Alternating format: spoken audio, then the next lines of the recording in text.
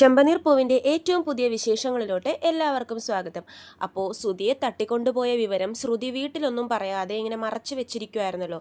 അപ്പോൾ ശ്രുതിക്കാണെങ്കിൽ ഇങ്ങനെ ടെൻഷൻ കൂടി വരുവാണ്. രാത്രി ആകുമ്പോഴേക്കും ഈ ശ്രുതിനെ എന്താ തിരിച്ചു കൊണ്ടുവരാത്ത, ആൻറ്റിനെ ഏൽപ്പിച്ചിട്ട് അവരാരും വിളിച്ചിട്ടും ഇല്ലല്ലോ, ഒന്ന് ആനന്ദിനെ വിളിച്ചു നോക്കാം, അവൻ്റെ കയ്യിൽ നിന്ന് എന്തെങ്കിലും വിവരമൊക്കെ അവനെ വല്ല വിവരവും കിട്ടിയോ എന്നറിയാലോ എന്ന് പറഞ്ഞിട്ട് ശ്രുതി ആൻ്റണിയെ വിളിക്കുവാണേ. ആൻ്റണിയെ വിളിച്ചിട്ട് ആനന്ദെ, ശ്രുതിയെ തട്ടിക്കൊണ്ടുപോയവരെ പറ്റി വല്ല വിവരവും കിട്ടിയോ എന്ന് ചോദിക്കുമ്പോൾ ആനന്ദ് പറയുന്നുണ്ട്, എനിക്ക് എങ്ങനെ കിട്ടാനാ ശ്രുതി, ഞാൻ ശ്രുതിയെ വിളിക്കാൻ നിൽക്കുമായിരുന്നു എന്തെങ്കിലും വിവരം കിട്ടിയോ എന്നൊക്കെ അറിയാൻ. അപ്പോൾ ശ്രുതി പറയുന്നുണ്ട്, എനിക്കെങ്ങനെ വിവരം കിട്ടാനാ, അവരെ തട്ടിക്കൊണ്ട് പോയവരെ പറ്റി എനിക്കൊരു വിവരവും കിട്ടിയിട്ടില്ല എന്ന് പറയുന്നതൊക്കെ സച്ചി ഇങ്ങനെ മേളിൽ നിന്ന് കേൾക്കുവാണേ. സച്ചിയെ കാണുന്നതും ശ്രുതിയും വല്ലാതെ ആവുന്നുണ്ട്. ശ്രുതി എളുപ്പം കോള് കട്ട് ചെയ്യുന്നുണ്ട്. തട്ടിക്കൊണ്ടുപോയ വിവരം എന്തായാലും സച്ചി അറിഞ്ഞു. സച്ചി പിന്നെ വെറുതെ ഇരിക്കില്ലല്ലോ. സച്ചി താഴോട്ട് ഇറങ്ങി വന്നിട്ട് ശ്രുതിയോട് ചോദിക്കുന്നുണ്ട്, ശ്രുതിക്ക് എന്താ പറ്റി, ശ്രുതി ആരാ തട്ടിക്കൊണ്ട് പോയി എന്ന് പറയുമ്പോഴേക്കും ശ്രുതി പറയുന്നുണ്ട്, ആരും തട്ടിക്കൊണ്ട് പോയിട്ടില്ല, അതൊക്കെ എന്തിനാ സച്ചി അറിയുന്നതെന്ന് പറയുമ്പോഴേക്കും സച്ചി പറയും, ഞാൻ എന്തിനാ അറിയുന്നതെന്നോ, അവനെൻ്റെ ഏട്ടനാന്നൊക്കെ സച്ചി പറയുവാണേ. അത് കേൾക്കുമ്പോഴേക്കും ശ്രുതിക്ക് ദേഷ്യം വരുവാണ്.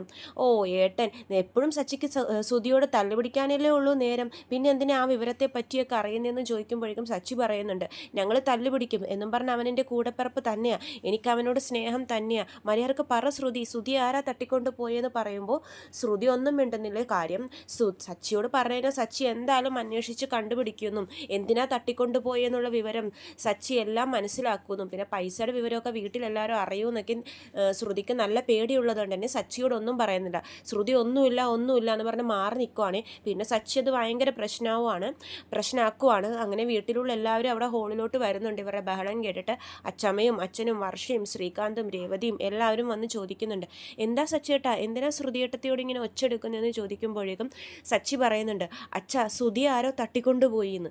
അത് കേൾക്കുമ്പോഴേക്കും രവീന്ദ്രനൊക്കെ വല്ലാണ്ടാവുകയാണ്. അച്ചമ്മക്കും ടെൻഷൻ കൂടുകയാണ്. തട്ടിക്കൊണ്ടുപോയെന്നോ, ആര് തട്ടിക്കൊണ്ടുപോയി, എനിക്കറിയില്ല അച്ഛാ, ഈ ശ്രുതി ചോദിച്ചിട്ട് പറയുന്നില്ല, നിങ്ങൾ ആരെങ്കിലും ഒന്ന് ചോദിച്ചു നോക്ക്, ഞാൻ ചോദിച്ചിട്ട് പറയുന്നില്ല എന്ന് പറയുമ്പോഴേക്കും രവീന്ദ്രൻ പറയുന്നുണ്ട്, എന്താ മോളെ ശ്രുതി, ആരാ തട്ടിക്കൊണ്ടുപോയെന്ന് ചോദിക്കുമ്പോൾ ശ്രുതി പറയും, ഒന്നുമില്ലച്ചാ, ശ്രുതി ആരും തട്ടിക്കൊണ്ട് പോയിട്ടൊന്നുമില്ല എന്ന് പറയുന്നുണ്ട്.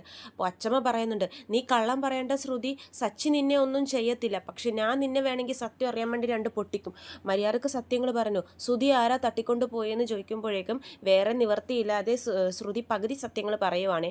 അതായത് ശ്രുതി പാർക്കിലിരിക്കുന്ന ടൈമിൽ ആനന്ദിൻ്റെ കൂടെ പാർക്കിലിരിക്കുമ്പോൾ ആരോ വന്ന് തട്ടിക്കൊണ്ടും പോയി, ആരാണ് എന്താണ് ഒന്നും അറിയില്ല എന്ന് പറയുമ്പോഴേക്കും എല്ലാവർക്കും അത് ഷോക്കാവുകയാണ്. അപ്പോൾ സച്ചി ചോദിക്കുന്നുണ്ട്, ആര് തട്ടിക്കൊണ്ടുപോയി, ആനന്ദ് കണ്ടില്ലേ, ആ കാറിൻ്റെ നമ്പർ കണ്ടില്ലേ, കാറിൽ എന്തെങ്കിലും സ്റ്റിക്കറോ അങ്ങനെ പ്രത്യേക അടയാളങ്ങളോ കളറോ എന്തെങ്കിലും അറിയോ ആനന്ദിനെന്ന് ചോദിക്കുമ്പോൾ ശ്രുതി ഒന്നും തന്നെ സത്യങ്ങൾ വിട്ടു പറയുന്നില്ലേ, ആനന്ദിനൊന്നും അറിയില്ല, അവിടെ നിന്ന് 3 പേര് ചേർന്ന് തട്ടിക്കൊണ്ട് പോയെന്ന് മാത്രമേ അറിയുള്ളൂ എന്നാണ് ശ്രുതി പറഞ്ഞത്. പക്ഷേ അതിൽ എന്തോ കള്ളത്തരമുണ്ടെന്ന് സച്ചിക്ക് മനസ്സിലാവുകയാണ്. സച്ചി പറയുന്നുണ്ട്, ഇവള് പറഞ്ഞില്ലെങ്കിൽ വേണ്ട, ഞാൻ ആനന്ദിനെ വിളിച്ച് ചോദിച്ച് സത്യങ്ങളൊക്കെ മനസ്സിലാക്കുമെന്ന് സച്ചി മനസ്സിൽ വിചാരിക്കുവാണ്.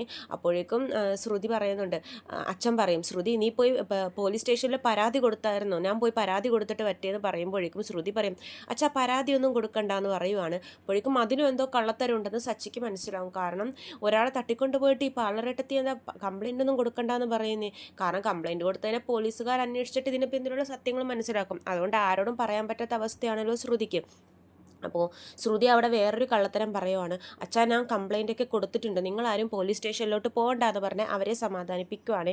അപ്പോൾ സച്ചി പറയുന്നുണ്ട്, പോലീസിനോട് കംപ്ലൈൻറ്റ് പറഞ്ഞിട്ട് ഒരു കാര്യമില്ല, രേവതി ആക്സിഡൻറ്റ് ഉണ്ടാക്കിയ ആളെ അവർക്ക് ഇതുവരെ കണ്ടുപിടിക്കാൻ സാധിച്ചിട്ടില്ല, അവർ പിന്നെ എങ്ങനെ ഇവനെ തട്ടിക്കൊണ്ട് പോയവരെ കണ്ടുപിടിക്കാൻ, ഞാൻ തന്നെ പോയി അന്വേഷിക്കാം എന്ന് പറഞ്ഞ് ഇറങ്ങുവാണ്.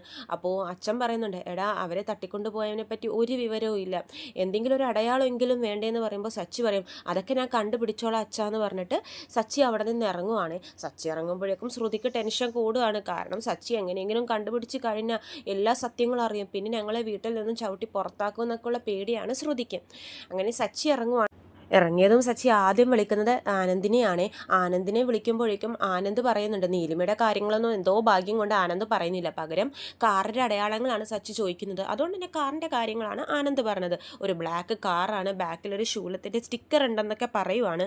അപ്പോൾ സച്ചി ഇങ്ങനെ കാർ ഓടിക്കുന്ന ആളായതുകൊണ്ട് തന്നെ സച്ചിക്ക് ഏകദേശം ഐഡിയ ഒക്കെ ഉണ്ടാവുമല്ലോ, ഈ സ്റ്റിക്കറൊക്കെ കണ്ട് പരിചയം ഉണ്ടാവുമല്ലോ. സച്ചി ഇങ്ങനെ ആലോചിക്കും, ബാക്കിൽ സ്റ്റിക്കറുള്ള കാർ ഞാൻ എവിടെയോ കണ്ടിട്ടുണ്ട്, പക്ഷെ എനിക്കൊരു ഓർമ്മ കിട്ടുന്നില്ലല്ലോ, ഏതായാലും സുധിയെ തട്ടിക്കൊണ്ട് പോയി, എന്നിട്ട് ഈ കാറിൻ്റെ അടയാളങ്ങളും പറഞ്ഞിട്ട് ഞങ്ങളുടെ വാട്സപ്പ് ഗ്രൂപ്പിൽ ഡ്രൈവേഴ്സിൻ്റെ ഒരു ഗ്രൂപ്പ് ഉണ്ടാവുമല്ലോ, അവർക്കൊരു മെസ്സേജ് അയച്ചിടാമെന്ന് പറഞ്ഞിട്ട് സച്ചി അതുപോലെ ചെയ്യുവാണേ. കാരണം അന്ന് പൂവണ്ടി മോഷണം പോയപ്പോഴേക്കും ഈ ഗ്രൂപ്പിൽ മെസ്സേജ് അയച്ചിട്ടാണ് സച്ചി കണ്ടുപിടിച്ചത്.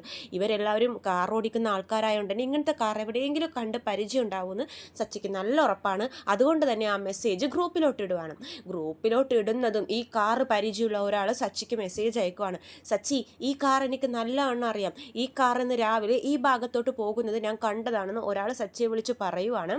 അതോടെ സച്ചിയുടെ ടെൻഷൻ, ദേഷ്യം ഇങ്ങനെ കൂടി വരുവാണ്. ആണോടാ, നിനക്കുറപ്പാണോടാ എന്നൊക്കെ സച്ചി ചോദിക്കുന്നുണ്ട്. എനിക്കുറപ്പാണ് സച്ചി, ആ കാർ അവിടെ തന്നെയുണ്ട്, ഞാൻ ഇന്ന് രാവിലെ ഓട്ടത്തിന് പോയപ്പോൾ കണ്ടതാന്ന് പറയുമ്പോഴേക്കും സച്ചിക്ക് സമാധാനമാവേ. ഏതായാലും സുധി ഇരിക്കുന്ന സ്ഥലം മനസ്സിലായല്ലോ. പക്ഷേ ഇതാരെയും വിളിച്ചു പറയുന്നില്ല. സച്ചി ഒറ്റയ്ക്ക് തന്നെ നേരെ അങ്ങോട്ടേക്ക് പോകുവാണേ. പക്ഷേ ഭാഗ്യത്തിന് ആ സമയത്ത് സുധിയെ തട്ടിക്കൊണ്ടുപോയ സമയത്ത് അവിടെ ഗുണ്ടകളിൽ 2 പേരുണ്ടാവത്തില്ല. അവർക്കൊരു അടിച്ചാലേ കൈയും കാലമൊക്കെ വിറവൽ നിൽക്കുള്ളൂ എന്ന് പറഞ്ഞിട്ട് അവർ മദ്യപിക്കാൻ വേണ്ടി പോയിരിക്കുവാണ്. നീലിമയുണ്ടായില്ല. കാരണം ഇരുട്ടായി വരുവാണല്ലോ. നീലിമ പറയും രാത്രിയായിട്ടും അവൾ പൈസയുടെ ഒരു വിവരവും ഇല്ലയെന്നാണ്, അല്ലെങ്കിൽ അവർ ഞങ്ങളെ വിളിക്കുന്നില്ലെന്നാണെങ്കിൽ രാവിലെ ബാക്കി കാര്യം നോക്കാമെന്ന് പറഞ്ഞിട്ട് നീലിമ അവിടെ നിന്ന് ഇറങ്ങി നീലിമയുടെ വീട്ടിലോട്ട് പോവുകയാണ്. ഈ ടൈമിലാണ് നമ്മുടെ സച്ചി കാറും കൊണ്ട് ചീറിപ്പാൻ ആ വീട്ടിലോട്ട് എത്തുന്നത്. അപ്പോൾ ആ വീട്ടിലെത്തുന്നതും ആകെ 2 ഗുണ്ടകൾ മാത്രമേ ഉണ്ടാവുന്നുള്ളൂ. അവരോട് സത്യങ്ങളോ എന്തിനാ തട്ടിക്കൊണ്ടുപോയെന്നോ എന്താണെന്നോ ഒന്നും ചോദിക്കുന്നില്ല. സച്ചി ഓടിപ്പോയി അവരെ ഇട്ട് നല്ല ചവിട്ടാണ് ചവിട്ടുന്നത്. പിന്നെ അവിടെ നല്ലൊരു ഉഗ്രം ഫൈറ്റാണ് നടക്കുന്നത്. സച്ചിയെ 2 പേരെ മിടിച്ച് പരുവാക്കിയിട്ടുണ്ട്. എന്നിട്ട് നേരെ ഓടുവാണ് സുധീൻ്റെ അടുത്തോട്ട്. സുധി നോക്കുമ്പോഴേക്കും തളർന്ന അവശനായിട്ട് കസേരയിൽ ഇങ്ങനെ ഇരിക്കുവാണ്. കയറൊക്കെ കെട്ടി സുധിയെ അങ്ങനെ ഇരുത്തിക്കുവാണ്. സുധിയുടെ അവസ്ഥ കാണുന്നതും സച്ചി വല്ലാണ്ടാവുകയാണ്. സുധി എന്ന് പറഞ്ഞിട്ട് സച്ചി ഓടിപ്പോകുവാണ്. അപ്പോഴും ബാക്കിൽ നിന്ന് വരുവാണ് ഇങ്ങനെ തോക്കും കൊണ്ട് ഗുണ്ടകളൊക്കെ. വിടറാവനെ വിടറാന്നൊക്കെ പറഞ്ഞിട്ട്, നീ പോടാന്നൊക്കെ പറഞ്ഞിട്ട് സച്ചിയെ ഒരുപാട് ഇടിക്കുന്നുണ്ട്. സച്ചി ആരാ മോന്, സച്ചി നല്ല ഇടിച്ച് വീണ്ടും അവരെയൊക്കെ ഓടിച്ച് സുധിയുടെ കയറൊക്കെ അഴിച്ചിട്ട് സുധി എന്ന് പറഞ്ഞിട്ട് സുധിയെ കെട്ടിപ്പിടിക്കുവാണ്. സുധിയും ആണെങ്കിലും സുധിയുടെയും കണ്ണ് നിറഞ്ഞു പോയി. കാരണം ഇത്രയൊക്കെ താൻ വേദനിപ്പിച്ച സച്ചി മാത്രമല്ലേ. കാരണം ഒരു അനിയനായിട്ട് ഞാൻ ഇന്നേ വരെ സച്ചിയെ കണ്ടിട്ടില്ല. പക്ഷേ തനിക്കൊരു അപകടം വന്നപ്പോൾ രക്ഷിക്കാൻ തൻ്റെ അനിയൻ തന്നെ വേണ്ടി വന്നല്ലോ എന്ന് പറഞ്ഞിട്ട് സച്ചിയെ കെട്ടിപ്പിടിച്ച് കരയുവാണ് സുധി. അങ്ങനെ ചേട്ടനും അനിയനും തമ്മിൽ വളരെ മനോഹരമായിട്ടുള്ളൊരു നിമിഷമാണ് രക്ഷപ്പെടുമ്പോഴേക്ക് കാണുന്നത്. കാരണം അവരുടെ ഉള്ളിലുള്ള സ്നേഹങ്ങളൊക്കെ അവരെ പ്രകടിപ്പിക്കുകയാണ്. സച്ചിക്കും ഭയങ്കര സന്തോഷമായി സുധിയെ രക്ഷപ്പെടുത്താൻ സാധിച്ചതിൽ. സുധിക്ക് സന്തോഷം, ഈ സച്ചിയല്ലേ എന്നെ രക്ഷപ്പെടുത്താൻ വന്നുള്ളൂ എന്ന് പറഞ്ഞിട്ട് അങ്ങനെ 2 പേരും കെട്ടിപ്പിടിച്ച് കരയുവാണ്. എന്നിട്ട് സച്ചി പറയുന്നുണ്ട്, നിങ്ങൾ ആരെങ്കിലും ഇനി നിങ്ങളോട് ഞാൻ ഏതിനാണ് എൻ്റെ ചേട്ടനെ തട്ടിക്കൊണ്ട് പോയതെന്ന് ഒന്നും ഞാൻ ചോദിക്കുന്നില്ല. പക്ഷേ ഇനി നിങ്ങൾ ആരെങ്കിലും എൻ്റെ ചേട്ടൻ്റെ ദേഹത്ത് നിങ്ങളുടെ ആരുടെയെങ്കിലും കൈയോ നിഴലോ പതിഞ്ഞ ആ കൈ ഞാൻ ഇങ്ങോട്ട് എടുക്കുമെന്ന് സച്ചി പറയുവാണ്. എന്നിട്ട് സുധിയെ കൊണ്ട് നേരെ പോകുവാണ് വീട്ടിലോട്ട്. സുധിയെ കാണുന്നതും ശ്രുതി കെട്ടിപ്പിടിച്ച് കരയുവാണ്. സുധി എന്ന് പറഞ്ഞിട്ടൊക്കെ കരയുന്നുണ്ട്. പക്ഷേ ശ്രുതിക്ക് വേറൊരു ടെൻഷനും ഉണ്ട്. കാരണം സത്യങ്ങളൊക്കെ സച്ചി മനസ്സിലാക്കിയോ എന്നുള്ളൊരു പേടിയുണ്ട്. പക്ഷെ സത്യങ്ങളൊന്നും തന്നെ സച്ചി മനസ്സിലാക്കിയിട്ടില്ല. അപ്പോൾ അച്ഛൻ ചോദിക്കും, എടാ സച്ചി എന്തിനാ ഇവനെ തട്ടിക്കൊണ്ടുപോയെന്നൊക്കെ അറിഞ്ഞു. അപ്പോൾ സച്ചി പറയുന്നുണ്ട്, ഞാനൊന്നും ചോദിച്ചില്ല അച്ഛാ, എനിക്ക് എൻ്റെ സുധിയെ രക്ഷപ്പെടുത്തിയാൽ മാത്രം മതിയായിരുന്നു, അതുകൊണ്ട് ഞാൻ ഇവനെ രക്ഷപ്പെടുത്തി ഇങ്ങ് പോന്നു. അപ്പോൾ അച്ഛമ്മ പറയുന്നുണ്ട്, കണ്ടോ ഒരത്യാവശ്യം വന്നപ്പോൾ എൻ്റെ സച്ചിമോ മാത്രമേ ഉണ്ടായിരുന്നുള്ളൂ സുധിയെ രക്ഷിക്കാൻ എന്നൊക്കെ പറഞ്ഞ് സച്ചിയെ കെട്ടിപ്പിടിക്കുവാണ് അച്ഛമ്മ. അപ്പോൾ ഇതൊക്കെയാണ് ചെമ്പനീർ പൂവിൻ്റെ ഏറ്റവും പുതിയ വിശേഷങ്ങൾ. കൂടുതൽ വിശേഷങ്ങൾ ഞാൻ എൻ്റെ ചാനലിലൂടെ അപ്ലോഡ് ചെയ്യുന്നതാണ്. ചാനൽ സബ്സ്ക്രൈബ് ചെയ്യാത്തവർ സബ്സ്ക്രൈബ് ചെയ്യണം. വീഡിയോ ഇഷ്ടമെങ്കിൽ ലൈക്ക് ചെയ്യാനും മറക്കരുതേ. എല്ലാവർക്കും നന്ദി.